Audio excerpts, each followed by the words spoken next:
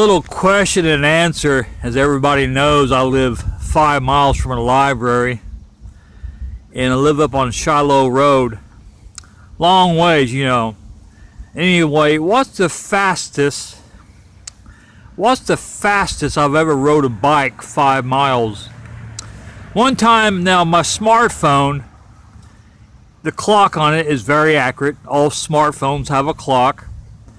And so when I turn the screen off, not phone off, when I put it on, screensaver, there's a big LED clock on my smartphone.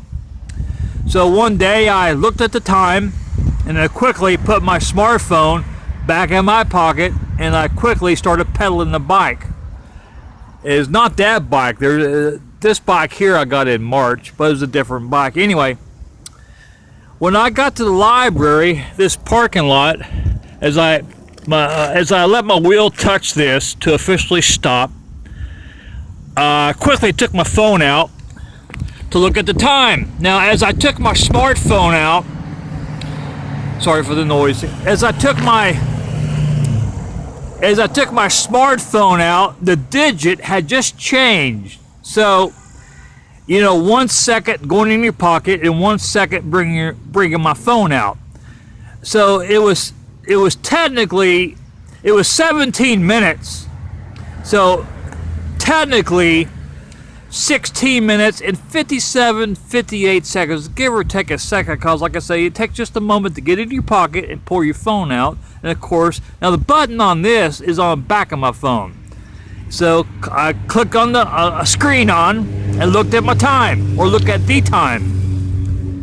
And it was 17 because it flipped over. But like I said, technically 16 minutes and 58 seconds.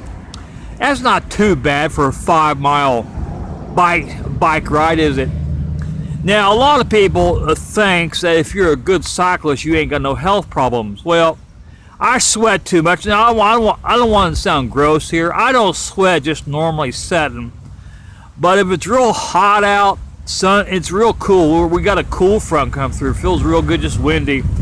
I mean, I just don't. If I was going on a date with a girl, I don't sweat like that. No. But if it's real humid, well, I've had 30 people telling me, Greg, you sweat too much. I hope you can hear me over that wind. So I got to go to the doctor. Now, the only thing, riding a bike obviously strengthens your cardiovascular, your heart's a hollow muscle, makes your heart stronger, and your back, it works your back when you ride a bike, pedal a bike, and of course your legs. Now, that doesn't mean you don't have health problems. A lot of people don't understand that. I know of a guy that has cancer that's still riding. But what cycling does, it puts a law of average in your favor. Mathematical odds say I'll survive. Now, it really would pay off in an emergency situation. That's where riding a bike will really pay off. Hope you can hear me over this car getting ready to take off. Anyway, for example, if me and you get sick at the same time and we have to have an IV run in the emergency room, ER, law of average says I'll heal quicker than you will because, I've been cardiovascular. But, a lot of people say, you're going to get hit. Well, I've been riding for about 30 years. And I've been nicked, but I've never been hit by a car. And in 30, people call it, well, you're just lucky. Do you really call it lucky in 30 years? I don't think so. Well, I started riding 1988, I think. One of my first long distance trips was actually in 1984. I went about 30 miles. Had a flat, had to call mom and dad. Didn't have a backpack. I didn't have a spare tire, so I had to call mom and dad. They had to come and pick me up. That was 1984. But I'm trying to remember the exact year.